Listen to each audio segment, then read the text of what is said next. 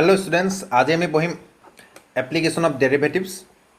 इते CBSE किसुमान part उठाई दिसे, जेने rate of change of quantities उठाई दिसे, तारपिছত एप्रक्सिमेशन उठाई दिसे और सिहतक दिसे increasing and decreasing function, tangents and normals and maximum minimum.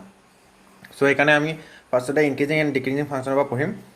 एटू बहुत कनसेप्चुअल है, 6.3 एटू जी आछे और मैक्सिमम मिनिमामटो बहुत कनसेप्चुअल है। सो ये मन दी पढ़िब लागिब। सो स्टार्ट करो। इतना आम केटामान टार्म पाम, increasing function, decreasing, strictly increasing, strictly decreasing. So इमान टाफ নহয় বাৰু। इनक्रिजिंग फांक्शনৰ বিষয়ে কম প্ৰথমতে। এটা যদি জাষ্ট ফাংচন এটা লওঁ, ধৰি লোৱা এটা ফাংচন আছে f of x equal to x। এতিয়া মই এইটো গ্ৰাফটো আঁকিব যাওঁ। ধৰি লোৱা x বিলংছ টু r প্লাছৰ পৰা ল'ব লাগে। r প্লাছ মানে ৰিয়েল নাম্বাৰৰ পজিটিভ ৰিয়েল নাম্বাৰবিলাক, মানে 0ৰ পৰা ইফালে ল'ব নোৱাৰিম, নিগেটিভবিলাক পজিটিভবিলাক ল'ব লাগিব। সো গ্ৰাফটো ড্ৰ কৰিম। এইটো হৈ যাব আমাৰ গ্ৰাফটো 1 1 2 3 4। এইফালে এইবিলাক হৈছে এক্স কোঅৰ্ডিনেট এক্সৰ, আৰু এইফালে এইটো ৱাই।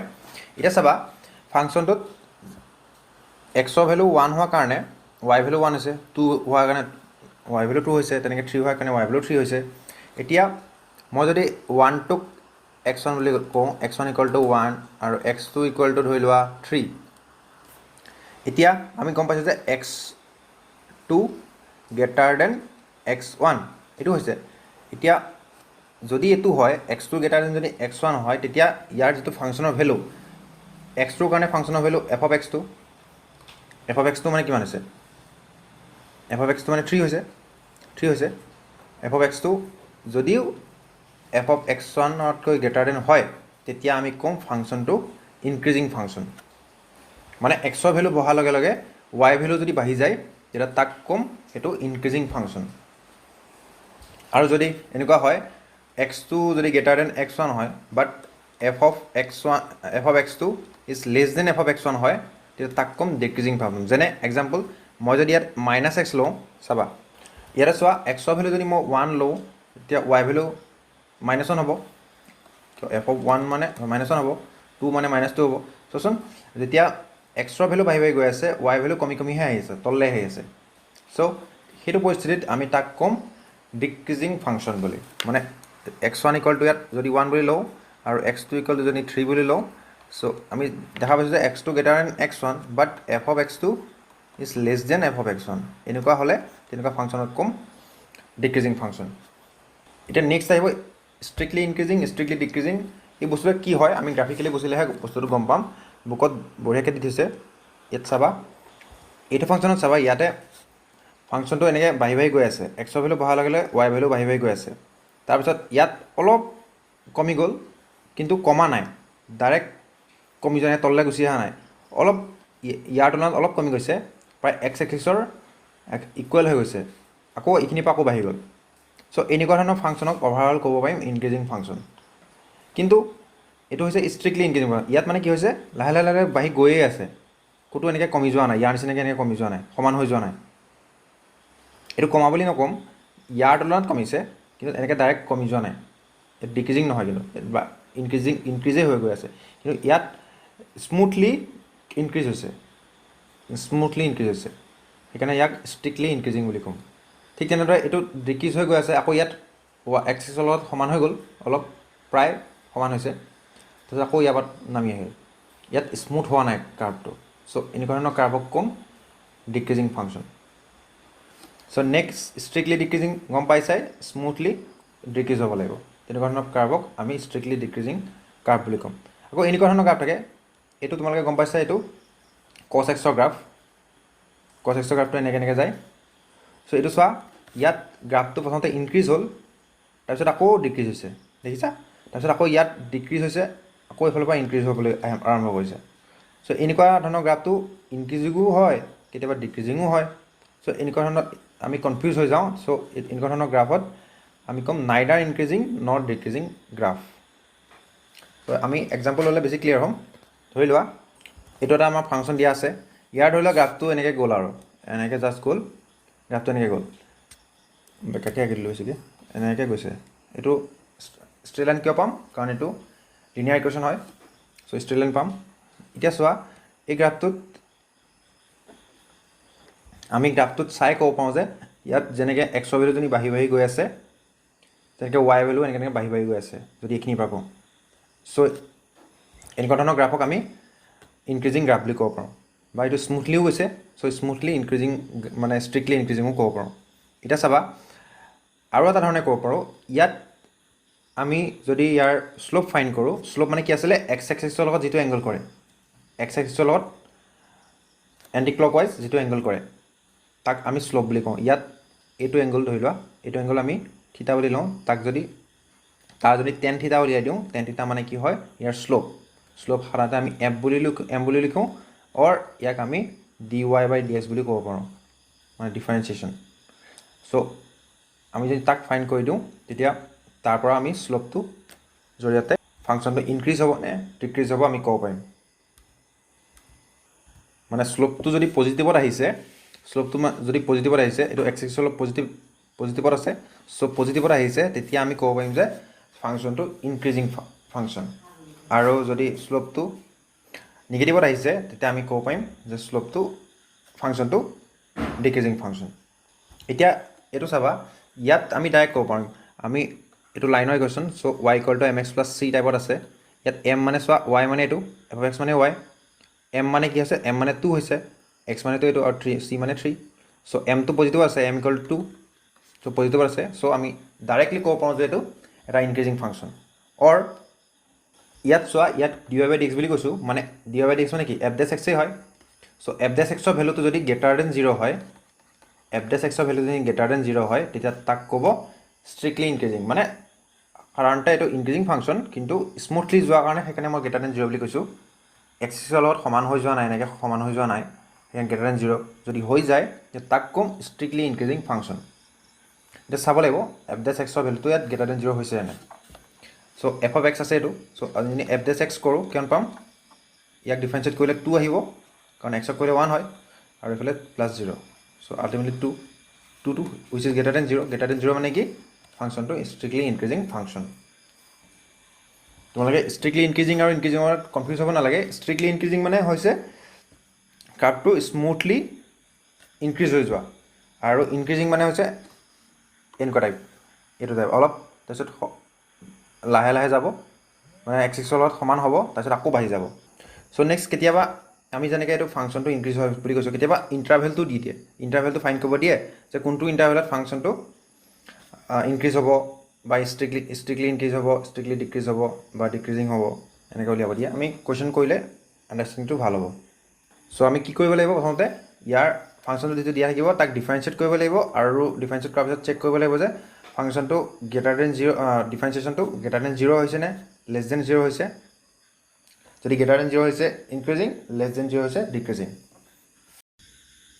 চ' এতিয়া যদি আমি বুকৰ পৰা এটা কুৱেশ্যন লওঁ এক্সাৰচাইজ 6.2 ইয়াতে আমাৰ ষ্ট্ৰিক্টলি ইনক্ৰিজিং আৰু ইনক্ৰিজিঙৰ মাজত কনফিউজনটো দূৰ হৈ যাব ফাৰ্ষ্টটো কৰোঁ so' that function given by this is strictly increasing on R so' ফাংচনটো দিছে f x equals to 3x plus 17 এইটো আছে তাৰ কাৰণে আমি কি কৰিম প্ৰথমতে এফ ডেছ এক্স ফাইণ্ড কৰিম ইকুৱেল টু কি হৈ যাব ইয়াত 3 হৈ যাব আৰু 3টো কি গ্ৰেটাৰ দেন 0 হয় চ' সেইকাৰণে এইটো ষ্ট্ৰিক্টলি ইনক্ৰিজিং হৈছে আমি ডাইৰেক্টো ক'ব পাৰোঁ ইয়াত দেখাতেই গম পাইছে ইয়াত এম ইকুৱেল টু 3 এম মানে কি হয় এফ ডেছ এক্স হয় আৰু গ্ৰেটাৰ দেন 0 চ' এইটো হৈ যাব strictly increasing in R next যদি বেলেগ টাইপ এটা কৰোঁ F of x equals to sine x আছে এইটো কৈছে যে দেখাব লাগে চ' ডেট বুলি কৈছে ষ্ট্ৰিক্টলি ইনক্ৰিজিং ইন 0,π/2 কৈছে আৰু ষ্ট্ৰিক্টলি ডিক্ৰিজিং π/2,π কৈছে আৰু neither increasing nor decreasing in 0,π বুলি কৈছে চ' আমাৰ দিয়া আছে f x equals to sine x ফাৰ্ষ্টতে এফ ডেছ এক্স কৰিম এফ ডেছ এক্স কৰিলে পাম কছ এক্স আৰু দেখাব লাগে strictly increasing in 0,π/2 strictly increasing বুলি কৈছে চ' ইয়াৰ ভিতৰত যিকোনো এটা ভেলু পুট কৰি চাওঁ আমি 0 আৰু π/2 কিয় ল'ব নোৱাৰিম কাৰণ এইটো অ'পেন ইণ্টাৰভেল দিয়া আছে এইটো কনচিডাৰ কৰিব নালাগে বুলি কৈছে ইয়াৰ ভিতৰত ধৰি লোৱা ভেলু π/3 আছে π/4 আছে যিকোনো এটা পুট কৰি চাওঁ π/3 কে পুট কৰি চাওঁ চ' এফ ডেছ π/3 কৰিলে কছ অফ π/3 মানে কছ 60 কিমান হয় হাফ হয় উইচ ইজ গ্ৰেটাৰ দেন 0 চ' সেইকাৰণে ষ্ট্ৰিক্টলি ইনক্ৰিজিং হৈছে আৰু ইটো কি কৈছিলে ইটো কৈছিলে তোমাৰ π/2 পৰা পাই ভিতৰত চ' π/2 পৰা π/2 পৰা π ভিতৰত ষ্ট্ৰিক্টলি ডিক্ৰিজিং বুলি কৈছে π/2 পৰা π/2 মানে 90 ডিগ্ৰী π মানে 180 ডিগ্ৰী ইয়াৰ ভিতৰত যিকোনো এটা ভেলু ধৰি লোৱা 120 ডিগ্ৰী 120 ডিগ্ৰী ইয়াৰ ভিতৰতে আছে এইটো পুট কৰি চাম ইয়াত f dash x ত কৰি চাম f dash 120 ডিগ্ৰী লিখি দিলোঁ চ' cos 120 ডিগ্ৰী কিমান হ'ব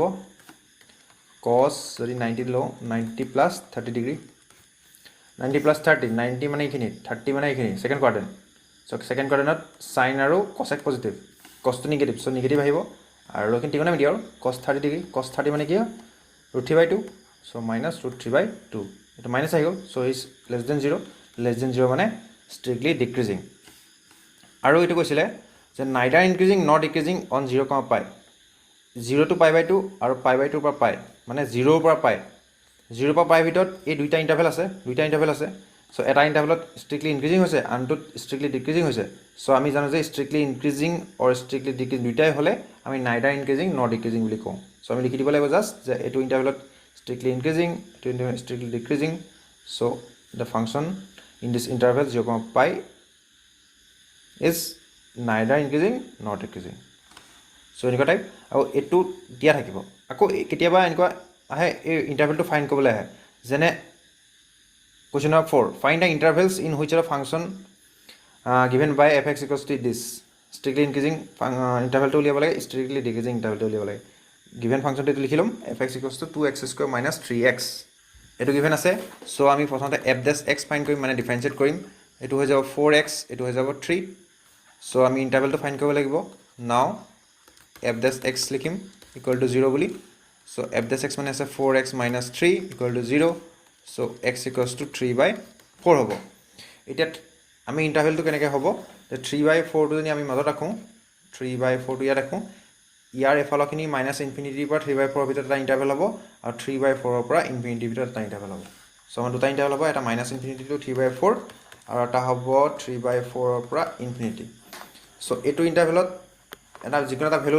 পুট কৰি চাম f dash x ত ইয়াৰ পৰা লৈ পেলাই এইটো ইণ্টাৰভেলৰ পৰা লৈ পেলাই পুট কৰি চাম যদি ভ্যালু লেছ দেন বা গ্ৰেটাৰ দেন 0 ওলাই চাব লাগিব তাৰপিছত এইটো পৰা লৈ পেলাই চাব লাগিব সো ইয়াৰ ভিতৰত মাইনাছ ইনফিনিটিৰ পৰা 3/2 ভিতৰত -1 আছে -2 আছে এইবিলাক আছে সো -1 টোকে পুট কৰি চাওঁ ইয়াত মাইনাছ যদি f dash -1 পুট কৰোঁ কিমান হ'ব 4 into -1 -3 তোমালোকে ইয়াত পুট কৰি দিবা ইয়াতহে পুট কৰিব লাগে সো 4 into -1 -3 মানে -7 so which is less than 0 মানে এইটো ইণ্টাৰভেলত f dash x ৰ ভ্যালুটো লেছ দেন আহিছে সো এইটো ইণ্টাৰভেলত হৈ যাব ষ্ট্ৰিক্টলি ডিক্ৰিজিং আৰু এইটো ইণ্টাৰভেলত 3/4 পৰা ইনফিনিটি ভিতৰত 1 আছে 1 2 এইবিলাক আছে সো 2 কে পুট কৰি চাওঁ f of 2 f dash 2 so f dash 2 মানে কিমান হ'ব 4 into 2 - 3 সো এইটো পজিটিভত আহিব 4 into 2 মানে 8 8 - 3 মানে 5 which is greater than 0 so greater than 0 হ'লে strictly increasing সো এইটো ইণ্টাৰভেল strictly increasing এইটো ইণ্টাৰভেল strictly decreasing সো এনেকুৱা টাইপ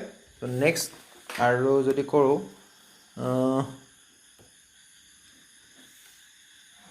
কেতিয়াবা 2-3টা ইণ্টাৰভেলো আহে এইটো কৰি চাওঁ x² + 2x - 5 আছে এইটো আছিলে আমাৰ সো f dash x কৰিম ফাৰ্ষ্টতে f dash x কৰিলে 2x হ'ব এইটো +2 হ'ব সো নাও ইণ্টাৰভেল ফাইণ্ড কৰিবলৈ হ'লে f dash x = 0 লিখিব লাগে সো f dash x মানে 2x + 2 = 0 সো x = হ'ব এইটো ফালে গ'লে -1 2/2 -1 সো ইণ্টাৰভেলটো হ'ব এটা মাইনাছ ইনফিনিটিৰ পৰা -1 লাগে আৰু এটা হ'ব -1 to ইনফিনিটি লাগে সো এইটো ইণ্টাৰভেলত পুট কৰি চাবা মই পুট কৰি চাওঁ বাৰু এইটো ইণ্টাৰভেলত -2 এটা লৈ ল'লোঁ -2 টো ইয়াৰ ভিতৰতে আছে সো -2 মানে ইয়াত পুট কৰিব লাগিব সো কিমান হ'ব 2 into -2 ইয়াত পুট কৰিব লাগে -2 + 2 সো এইটো 4 -4 + 2 মানে -2 which is less than 0 মানে ইয়াত নিগেটিভ আহিছে f dash x ৰ ভ্যালু সো এইটো ইণ্টাৰভেলত ষ্ট্ৰিক্টলি ডিক্ৰিজিং হ'ব আৰু এইটো ইণ্টাৰভেলত -1 to ইনফিনিটি ইয়াত ধৰি লওক 1 আছে